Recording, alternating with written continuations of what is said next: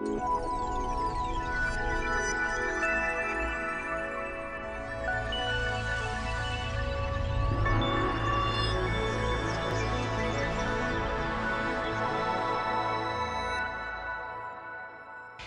book I've written is called The Struggle to Create Post-Cold War Europe. Even though the title is 1989, it's not actually an end of the Cold War book. There are a number of excellent end of the Cold War books, but I had a slightly different question. The question that interested me was, when order collapses, basically when the old Cold War order collapsed comprehensively, why did our present order emerge and not any of the alternatives? This is obviously a question you could ask about a lot of societies. When political order is broken down, how do you build it, restore it, create it? I decided to look at it with the tools of a historian, specifically at the center of Europe in 1989. So instead of looking at 1989 as an ending, I ask you to think of it as a beginning. And also I ask you to remove the hindsight that we now have. We know how things turned out. Don't assume that how things turned out was how they had to turn out. When we begin to consider other possibilities, we see that there were other avenues forward, other futures that came out of 1989. So just very briefly, I'm going to remind us a little bit about what was at stake in 1989, talk about competing models of order that emerge, and talk about the consequences for today. 1989, of course, now we remember it as a very successful, peaceful revolution, but it was not clear at the time that it was going to be so bloodless, and certainly in Tiananmen Square, where Chinese protesters had constructed a goddess of democracy to stare down Mao, it did not end bloodlessly at all. So even as there were semi-free elections in Poland that was bringing solidarity into power, you saw a communist regime using violence to save its own skin, a very frightening example in 1989. So one of the things 1989 decides is, or one of the open questions that is then decided, is whether communist regimes in Europe as well are going to defend themselves with force. Is there going to be bloodshed in Europe in response to all the protests that are going on there? Are the states behind the Iron Curtain in the Warsaw Pact, are they viable? Can they continue in their present situation? Is central planning a viable method of running an economy? What is going to happen to Germany? If you've got all of these refugees flooding out of Hungary and then to the West German embassy in Czechoslovakia, and they're going to leave, if it's clear that East Germany is bleeding to death, what happens afterwards? A new East Germany, unification, some kind of massive dissolving of borders in Central Europe, what happens? What is the role of the European community if something massive is going to change in the center of Europe? How will it be able to integrate those new countries, give them a common currency? What will happen? And what happens to the premier international military organization, the North Atlantic Treaty Organization? Will it expire? Will it remain frozen in its past borders, or will it enlarge? And last but not least, what happens to Russia if the Cold War order breaks down? Is it going to be integrated into a new Europe? After World War II, the victors of World War II saw their biggest challenge as that of integrating previous enemies into the new order. Winston Churchill famously said, "In victory, magnanimity." So the West thought very hard about how to integrate Germany and Japan into the world order after the Second World War. Was that going to be part of the 1989-1990 settlement or not? Well, basically, the question is, once it's becoming apparent that this map, the map of my childhood and probably that of a number of people in the room, once it's clear that this Cold War map of Europe is breaking down and this border is going away, what is going to replace it? Now, of course, I ask you once again to forget that we know what the map looks like now and accept that this is an open question. So I had a lot of luck doing research for this book. A number of the participants involved decided to release their documents. And in the end, I was shocked to discover, was actually delighted to discover, that there were documents available in 6 countries.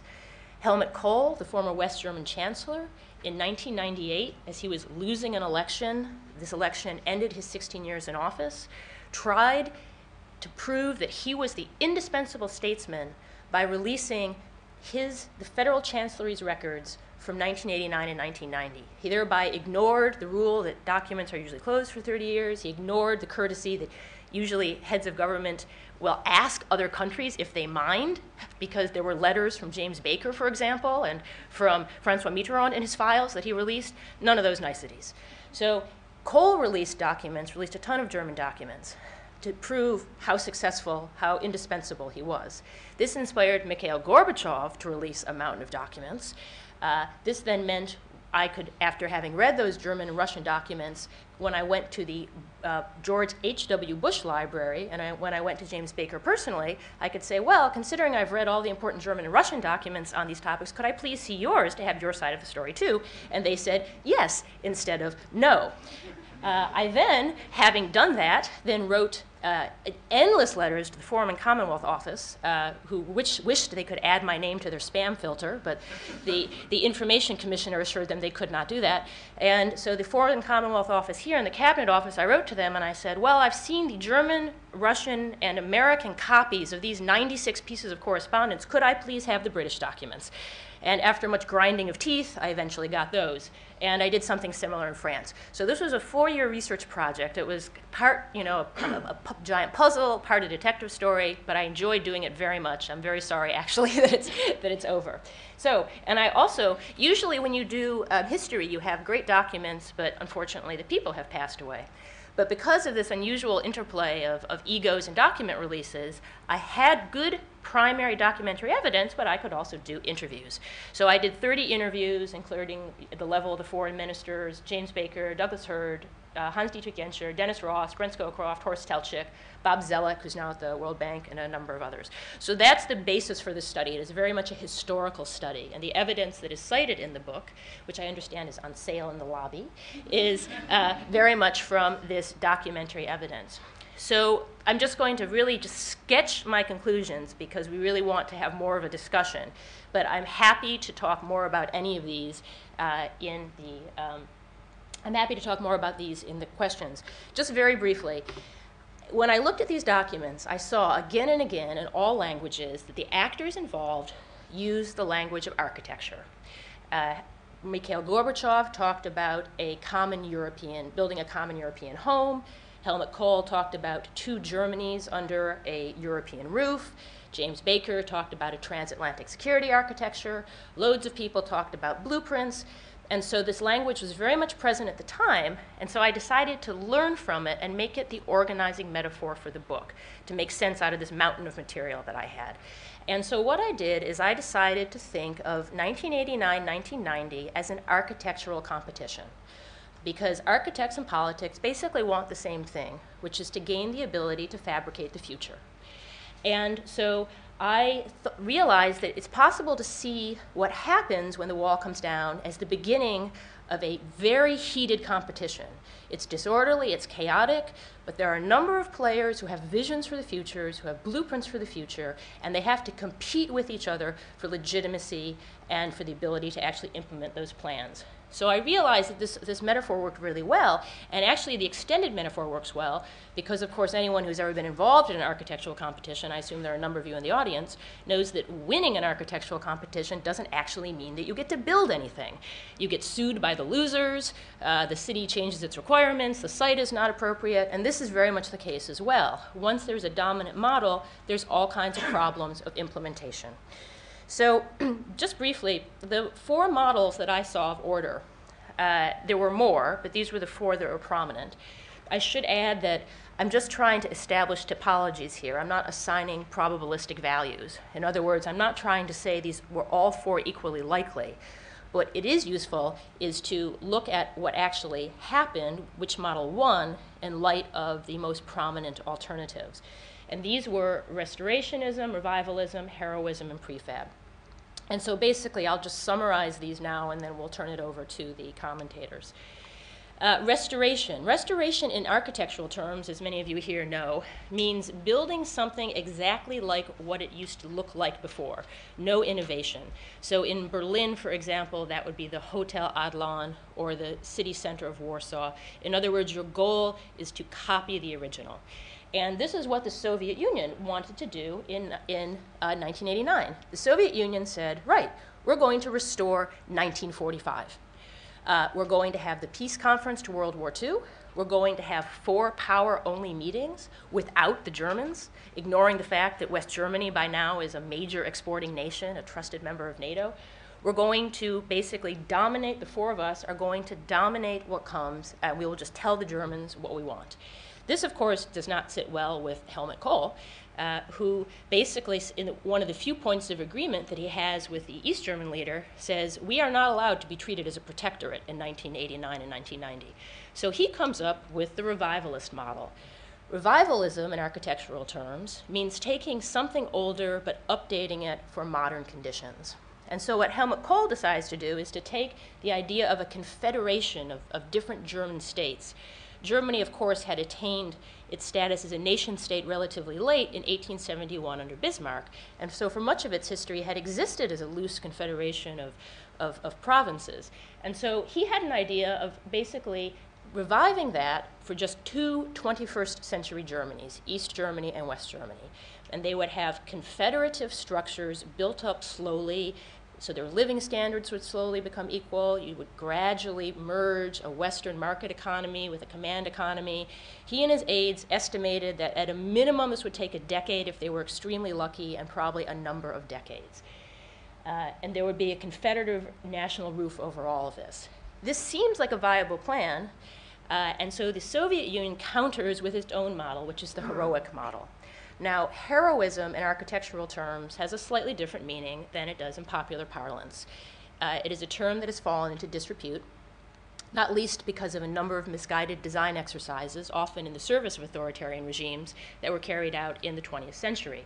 So a heroic structure is something that somewhat reaches for the sky, ambitious, but also somewhat foolhardy and neglectful of life at street level. Perhaps an older neighborhood has to be destroyed to put that building in. And so in some ways, it's not really practical. Gorbachev proposes a heroic and very ill-defined new edifice that's going to stretch from the Atlantic to the Pacific, a new Europe. There will be diversity within it. It's always a little vague. But all of these visions, these heroic visions, have 2 characteristics in common. They do include Russia, and they do not include the United States. This, of course, does not sit well with Washington, or indeed with Bonn, which is working extremely closely with Washington in this period. Indeed, the White House and the West German Chancellery are working closer with each other than with their own foreign ministries or other ministries.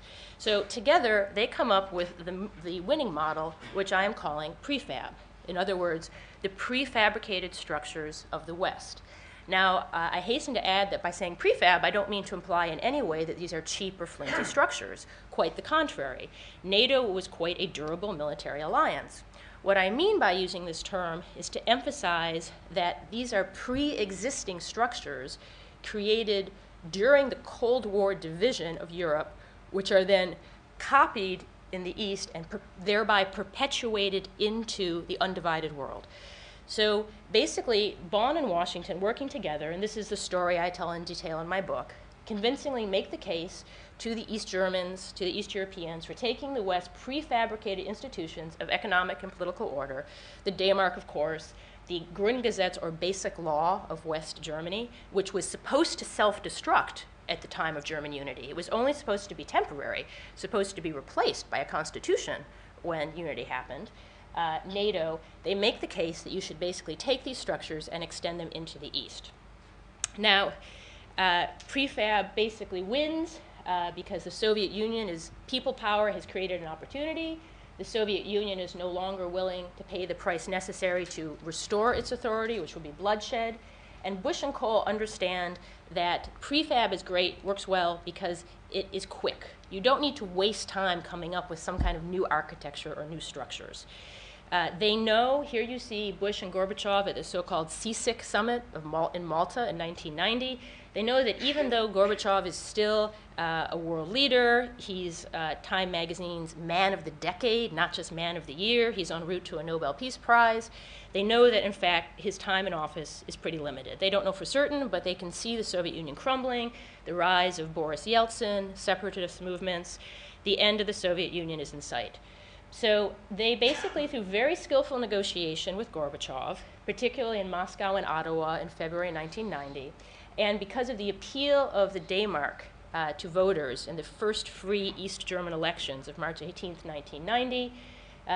The fact that he could merge the currencies of the two Germanys was a result of some very skillful negotiating between Kohl and Gorbachev in Moscow. This all contributes to an overwhelming electoral victory on March 18th, 1990 for the prefab model. So Helmut Kohl very much emerges from my story as a dominant actor, as the dominant actor in the story, particularly in the elections of March. So because of the way the elections take place, the March 18th elections in East Germany legitimized the prefab approach, legitimized Kohl's rush for rapid unity. And so he's now won the architectural competition. So to get over the problems in implementation that I mentioned, he and Washington use a set of carrots and sticks. They offer to reform NATO, and more importantly, they offer large sums of money and credit to Gorbachev, relying on the stick of the economic situation in the Soviet Union to gradually win Gorbachev over to accepting that the prefab structures are going to move into the East. So, as a result of the victory of prefab, to conclude, Germany unifies successfully. It happens peacefully, so it negates the violent Chinese example. In exchange, the French, who are very worried about this, get an acceleration of the implementation of the common currency, so it helps with European integration. As a result, the European community, as it was then called, and NATO begin to move eastward, at first only to Eastern Germany, but then later, of course, much more. And Russia gets left on the periphery of the new Europe, which did not necessarily have to be the outcome of 1989 and 1990. So I hope I've given you just a brief sketch of the argument for the book. I look forward to the comments from the commentators and to discussing it with the audience. Thank you.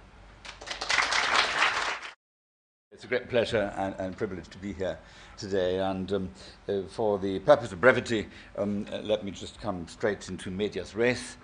First of all, applaud her for her beautifully skillful and crisp presentation. But to kindle a sort of bit of a controversy, I will try to say that why I think the result was almost unavoidable, and the prefab solution was the only one, eventually the only game in town.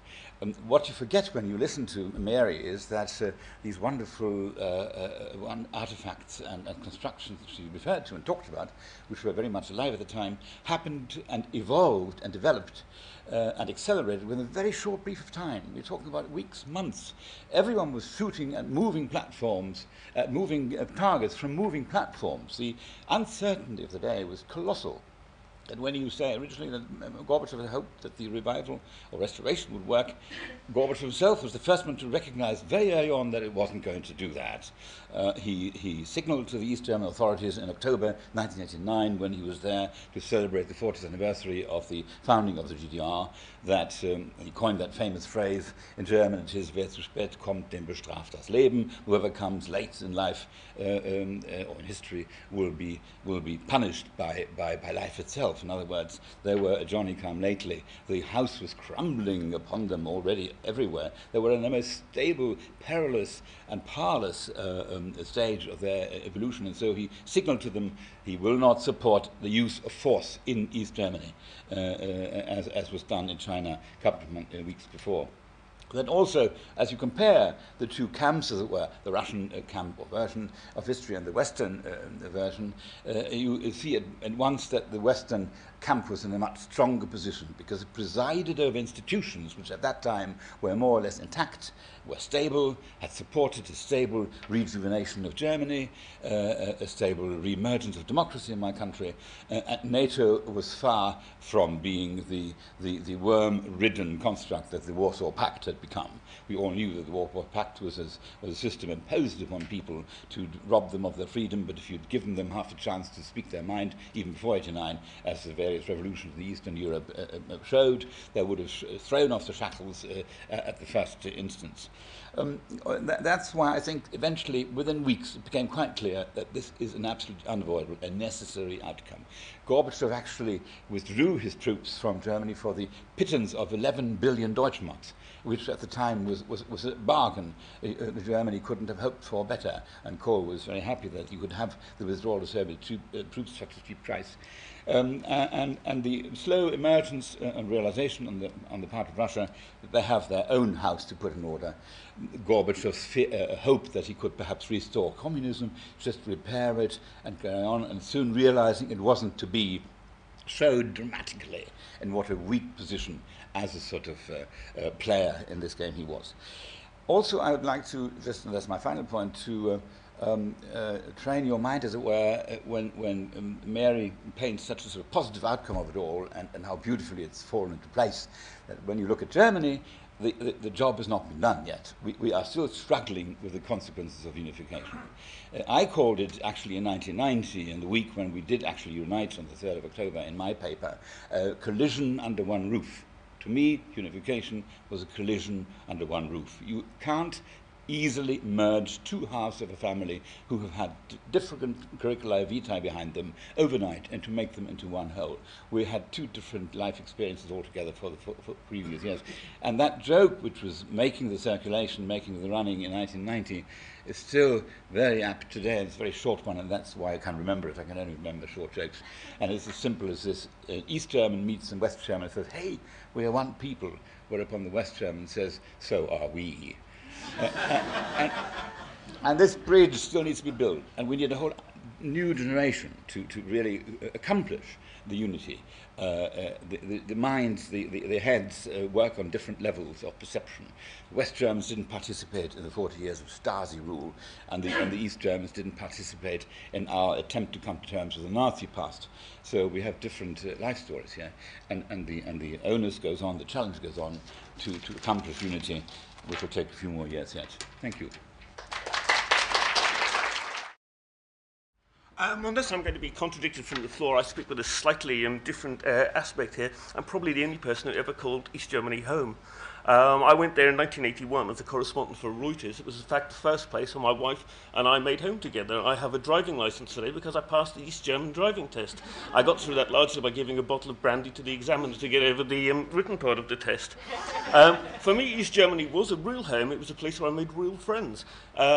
In a little corner bar, as all journalists will find, I found one, and I made myself at home there. And I made such good friends that there were people in the society that I've often heard compared here to the way people talk about what it was like in the Second World War. It was really tough, but there was a sense of pulling together. And it was that there. The friends you made were friends you trusted. So I didn't really have very bad feelings about East Germany. In fact, I belong to a slight group of people who regret that it's gone. That Berlin today is no longer the strange, quirky, schizophrenic city of a capitalist extravaganza on one side and a sort of an East End with good pubs on the other. But in 1989, in fact, I've written a book too called The Berlin Wall, My Part in Its Downfall, which may be upstairs too, I hope. I say my part in its downfall, I'm referring, of course, to Spike Milligan. I mean, this is not that I brought the Berlin Wall down, but I was there, a foot soldier in the trenches. It was very, very real. I lived there in the early 80s and then working from London as a correspondent, having lived in Moscow through the tumultuous events that would happen there too. Indeed, through the election of Gorbachev, I was the man who pushed the button to say that Gorbachev came in and beat the world by 45 seconds, which is not, may sound much to you, but in news agency terms, that's a big thing. In 1989, like James, curiously, I nearly missed the wall coming down too, because October the 7th, I'd been involved in East Berlin when the riots broke out that actually started the real last, bricks falling. And those riots took place when it was supposed to be the 40th birthday party of East Germany. Gorbachev was in town. That's when he made his "He who comes too late will be punished by history" speech. The riots took place everywhere. I was on the side of the rioters. By then I was working for the Sunday Times. I was not impartial. This was my Berlin.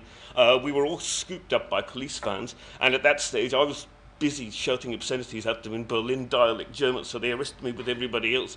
And it wasn't until the next morning when they discovered finally who I was after a night of interrogation by the Stasi, that they expelled me from the country, as a result of which I thought I wouldn't get back. I was really not knowing what was going to happen, so I was sent to Windhoek to cover the elections there. I was in Windhoek with an Italian photographer called Dario Mitigieri, really good photographer, but not a great political pundit. Dario said, "Peter, you should stay here. It's a good story, you know. You should stay here." I thought, Dario, I'd covered a story in Northern Ireland a few years earlier with Dario, and he'd said, "Please, which one is Mr. Parsley?" And I said, no, it's Dr. Paisley. So Darius Mills didn't really inspire me, so I went back to Berlin and thank God got there 3 days before the wall came down. Also damn near missed the event itself because I was up in Rostock covering a demonstration when, as we know, what happened was the cock-up theory of history. It all went wrong, everything fell apart, it was accidents. I got to Checkpoint Charlie just in time, and actually because I'd been living there years before, one of the border guards, the hated, Grenzpolizei, said, "Peter, leave the car over here, we'll look after it." So I went through the border, got my hair tousled, as that sort of hair, and people with a bottle of beer shoved into my head said, "Willkommen in die Freiheit, welcome to freedom." And it was one of those colossally moving moments. But what I said to come back very briefly to what Mary said. Architecture, yes, sort of. Really, though, I would say more sort of a series of accidents, and say prefab, I'm more like DIY. And really, I'm going to leave the last word here from my little comment at the moment to actually, of all people, a German communist, Friedrich Engels, who said, "Everybody strives for his own interests, but what emerges is something no one intended." Thank you. Could it have happened with anyone except Gorbachev, or was he the vital catalyst? Who wants to take that first? I'd like to take that. Gorbachev wasn't the catalyst. It certainly couldn't have happened without Gorbachev, but you have to remember Yeltsin couldn't have happened without Gorbachev. There's an anecdotal story, almost certainly true, that when Gorbachev turned up late for a banquet with Mitterrand one day in 1986, 87, and it must have been 87, when Chernenko, 84, get me right, when Chernenko was still in control, dying old man, and he said, "What has happened, Mikhail Sergeyevich? Why are you late?" He said, "I've been dealing with the collapse of the agriculture, the economy's in ruins." And Chernenko looked embarrassed and said, "How long's it been like this?" And Gorbachev said, "Since 1917. Anybody else want to? Yeah, actually, I just this actually addresses a little bit your point about it being a series of accidents, which I absolutely agree with, by the way. So what's interesting is when these accidents happen, how professional politicians move in and take advantage of them. And this actually gets to your question about Gorbachev. One of the things that surprised me when I was writing the book, when I started researching the book, I thought, this is wonderful, I'm going to spend all this time. When you read somebody's papers, it's like you're spending time with them. And I thought, I'm going to spend all this time with these people who led Solidarity, these unbelievably brave people. And as I started researching the book, I realized there was a gap, a dichotomy between the people who ended the Cold War order, and Gorbachev was crucial to that. I think he individually was crucial to that. Solidarity was crucial to that. East Germans were crucial to that. Ronald Reagan played a role. There's a whole cast of characters. The Pope, exactly. There's a whole cast of characters who bring the Cold War to an end. What surprised me once I started focusing this book on 1989 and its legacy for today was that they were not the characters who dominated the construction of the post-Cold War order. There was a real break. And this is, of course, yet another example of the saying, the revolution eats its children. So there was this dichotomy between people who ended the Cold War order, and once that was down, largely because of some spectacular accidents, suddenly the professionals move in. In my book, what I'm really trying to talk about is the realpolitik that moves into the revolution. And so the construction of the post-Cold War order is dominated by Helmut Kohl, George H.W. Bush, and Francois Mitterrand. So Gorbachev turns out to be curiously unimportant for that process, basically just somebody those three leaders have to convince. But it's also when you look at Gorbachev's role then and you look at Russia now, that when I said that Germany has still not quite come to terms with her own novelty of a united country, neither has Russia quite yet come to terms with what has happened since 1990 and its loss of world status and world power. And some of the things which we now complain about in Putin's Russia have very much to do with the fact that they appeared at the time and still appear now to be the great losers of what happened in '89 and the following years. I would like to bridge the two versions of history, likely or unlikely, that we looked at in '89. The one is preordained. It wasn't preordained. It was lots of accidents. And I would simply say it was a unpremeditated series of events. You remember Macmillan famously made that remark to a journalist who asked him, "Prime Minister, what is the thing that politicians have to most fear about?" And he said, "Events, my boy, events." And 1989 and 1990 was a sequence of events which were unordained, unpremeditated, unforeseen, and everyone had to react in a very sort of a haphazard sort of way to walk away with glory as best they could. And Russia, I think still today, thinks that it hasn't that it got the wrong end of the stick and appears to be the loser of that great event which happened in those days. Regimes, in my experience, often survive beyond their sell-by dates, don't they? Yeah. Mary, do you want to go first? Not necessarily.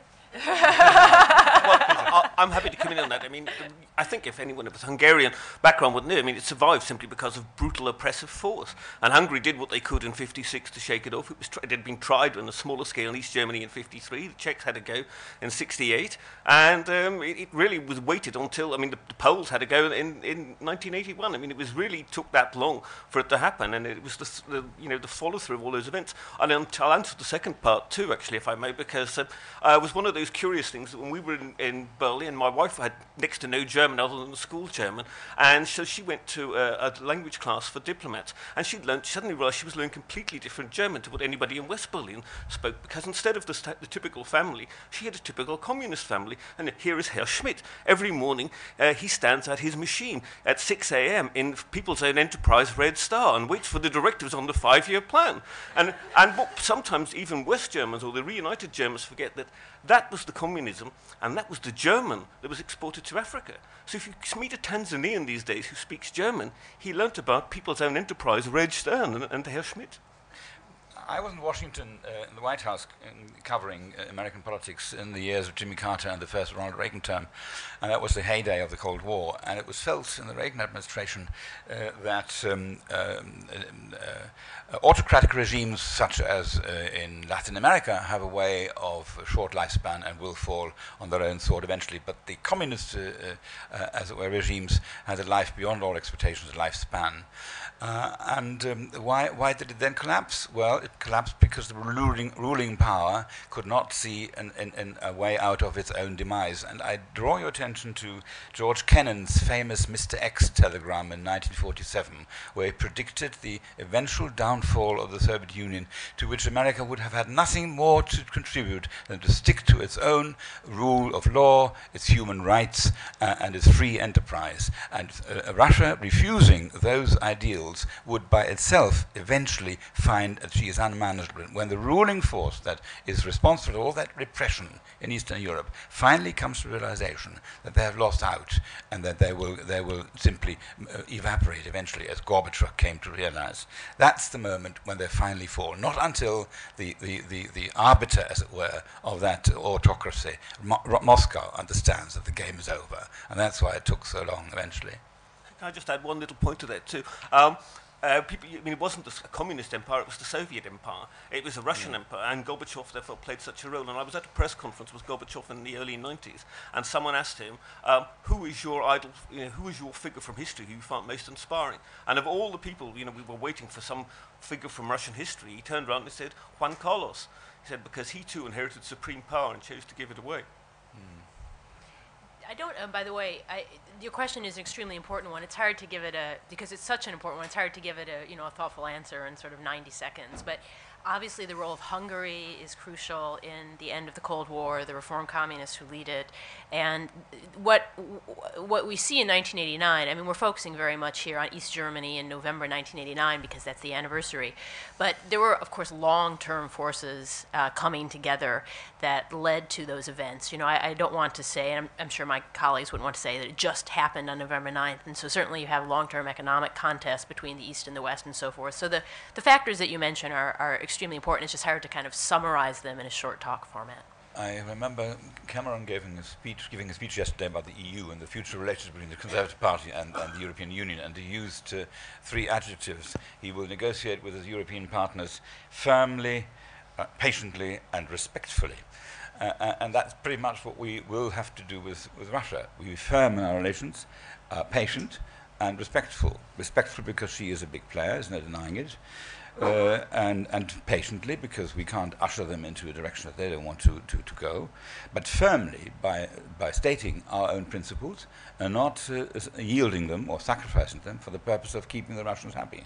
So we have to tell them in the Caucasian conflict where we stand and that we don't think that is the way to go, the way they fought that war last year.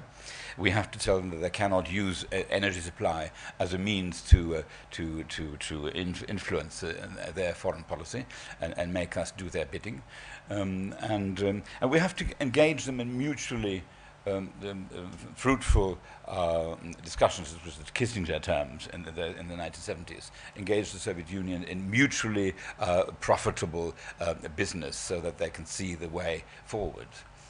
But you have another question.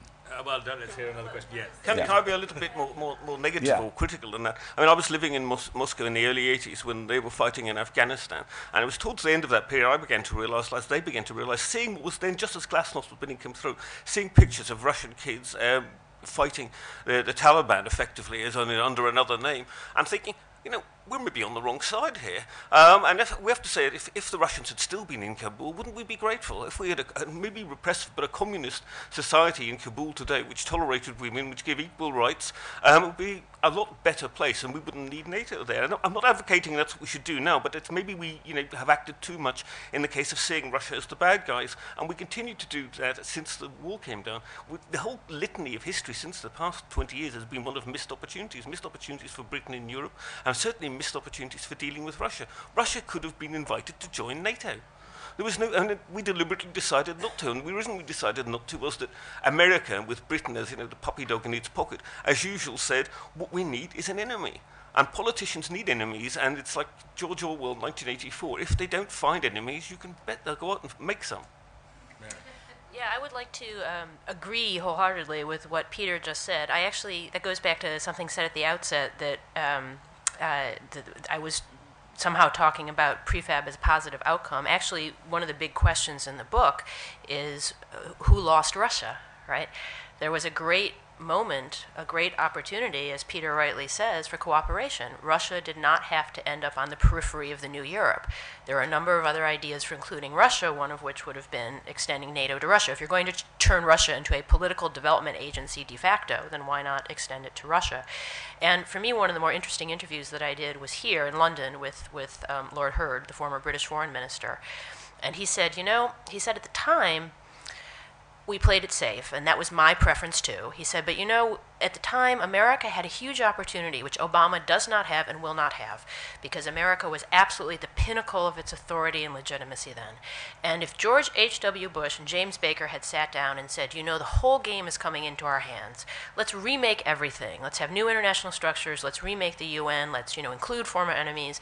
They would have had a chance to do that. But George H.W. Bush had famously said he didn't do the vision thing. So they played it safe. And he said, and Hurd, he said, wasn't just trying to, criticize them. He said, and that was my preference too.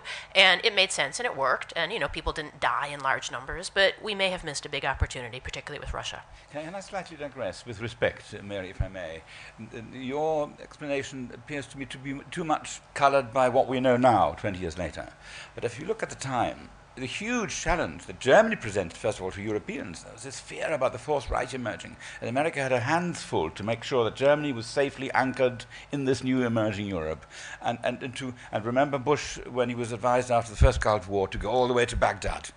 And he could have done that, as we know now, and had he only done it, perhaps we would have saved ourselves a lot of trouble. But it's all very well to say that now, when at the time you weren't sure whether you would upset the apple cart in the worst way possible. And while America had that unique power to think to invite Russia of the time to come to NATO and become a member of NATO is a huge step change in imagination, which I think is beyond humans' ability to to believe. It's a view with respect that I think we have as we look back after 20 years. But at the time, the challenges that they were on the table were huge enough and needed to be confronted. I know in 1990 I tried to sell Germany to British audiences. I went on lecture tours in National Defense University and so forth, and I said, don't worry about Germany. The new national ego that you see emerge in my country is the smallest you've seen in history. At the time there was this famous film in Hollywood, Honey, I Shrunk the Kids. Professor who had tampered with the children, they all came out little midgets. I said, that's exactly the national ego you're dealing with. Prophetically, I added, you will have more reasons very soon to complain about Germany not pulling her weight in world affairs, rather than she becomes to beef her boots. After this talk in the National Defense University, big top brass military people came to me, hey, tell me, Kielinger, who's paying you for this disinformation you're spreading? Come off it. This is a whole lot of a cock and bull story. We know better. Berlin today, Danzig, my hometown, tomorrow, and what next? Those were the things that Americans dealt with, and they dealt with successfully. And so Russia, perhaps to incorporate as well, was perhaps a thing too much to accomplish. I think I disagree. I think we sometimes should take bigger steps, but I will take your point, because Richard von Weizsäcker, then German president, did in the first Gulf War, when he was saying, why isn't Germany pulling his weight, he sort of looked slightly surprised and said, you think the world really is prepared to know just how good German soldiers can be? Yeah. And everyone thought, oh, we're right, yeah. Margaret Thatcher, of course, was extremely worried about German unification, and she had some very emotional reasons, perhaps not entirely rational reasons. But one of the surprises for me was in studying the documents is that there were at least 3 reasons Thatcher was opposed to German unification that were justified. It made sense. Number 1 was she believed that Mikhail Gorbachev was the best possible Soviet leader from the Western point of view. There could not conceivably be anyone else better for the West leading the Soviet Union than Mikhail Gorbachev. So the West should therefore, in its own interest, do everything possible to protect him, because whatever would come after him would be worse for the West. And ramming rapid-fire unification down his throat was going to destabilize him at home, not help him. And she was absolutely right about that, number 1. Number 2, and she was absolutely right about this, that Helmut Kohl was driving for rapid-fire unification without any serious economic analysis whatsoever, and the documents show this very clearly. He wanted unity at any price. Whatever the economic consequences were, so be it.